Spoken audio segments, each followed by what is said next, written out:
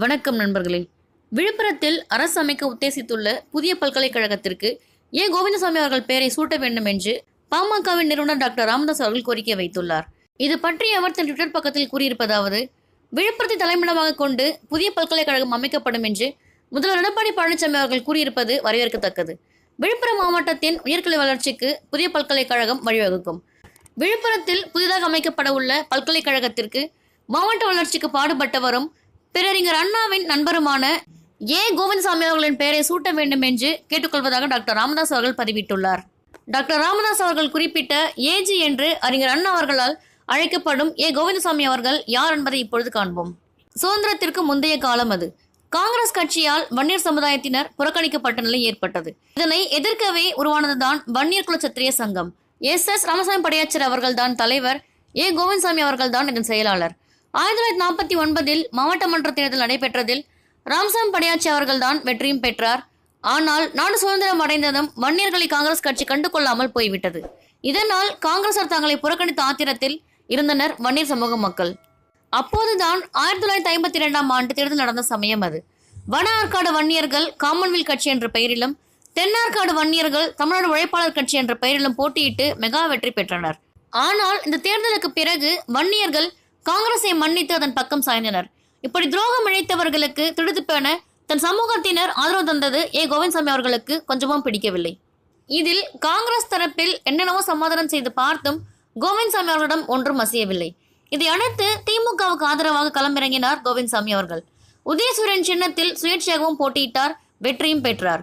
அதாவது 1952 முதல் 57 ஆண்டில் திமுக சட்டமன்ற உறுப்பினராக செயல்பட்டவர் கோவிந்தசாமி அவர்கள் மட்டும்தான்.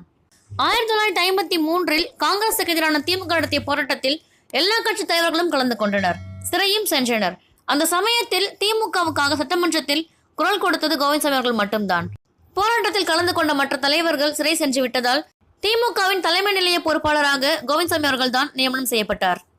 இவரை நியமனம் செய்தது அறிஞர் அண்ணா அவர்கள், ரா நெடுஞ்செழியன் அவர்கள், ஈவேகி சம்பத் அவர்கள், என் வி நடராஜன் அவர்கள் உள்ளிட்ட தலைவர்கள் தான். இதற்கான கையொப்பமும் 1953 ஆண்டு செப்டம்பர் மாதம் 1ஆம் தேதி நடந்தது. திமுக தலைவர்கள் எல்லாருமே சிறைக்குள் இருந்தாலும் கட்சியை அற்புதமாகவும் கருத்தாகவும் கட்டுக்கோப்பாகவும் நடத்தினார் கோவிந்தசாமி அவர்கள். இதன் பிறகுதான், அதாவது 1954 உழவர் கட்சி என்ற கட்சியை தோற்றுவித்தார்.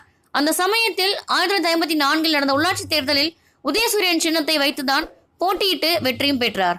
கோவிந்தசாமி அவர்களின் வெற்றியை கண்டு காங்கிரஸ் பக்கம் சென்ற ஏராளமான வன்னியர்கள் திமுக பக்கம் வர ஆரம்பித்தனர்.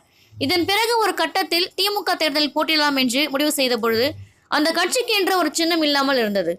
அப்போதுதான் தான் உருவாக்கி வைத்திருந்த பலமுறை வெற்றி பெற காரணமாக இருந்த உதயசூரியன் சின்னத்தை திமுகவுக்கு அளித்தார் கோவிந்தசாமி அவர்கள். உதயசூரியன் சின்னத்தை பெற்றுக்கொண்ட திமுக 1957 தேர்தலை சந்தித்தது. 13 தொகுதியில் வெற்றியும் பெற்றது. அவற்றில் 10 தொகுதிகள் வன்னியர்கள் நிறைந்த தொகுதியாகும். இதற்கு காரணம் நிச்சயம் கோவிந்தசாமி அவர்களே தான். 1962 ஆகட்டும், 1967 ஆகட்டும், அந்த சமயத்தில் திமுக பெருமளவு தொகுதிகளை கைப்பற்ற காரணமே வன்னியர்களின் ஆதரவால் தான். இப்படி திமுகவின் பல வெற்றிக்கு காரணமாக இருந்த கோவிந்தசாமி அவர்கள் 1969 ஆண்டு அமைச்சராக இருக்கும் போதே உயிரிழந்தார். கட்சிக்கு என்ற அடையாளம் இன்று வரை இருக்க காரணமே கோவிந்தசாமி அவர்கள் தான்.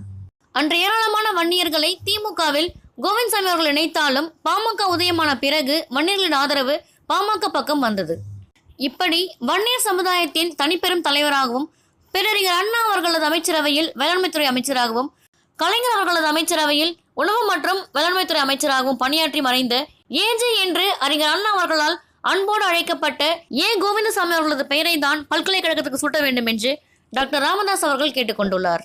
மேலும் இது போன்ற செய்திகளுக்கு நம் வெயிட் அண்ட் சேனலை லைக், ஷேர், கமெண்ட் மற்றும் சப்ஸ்கிரைப் செய்யுங்கள். நன்றி.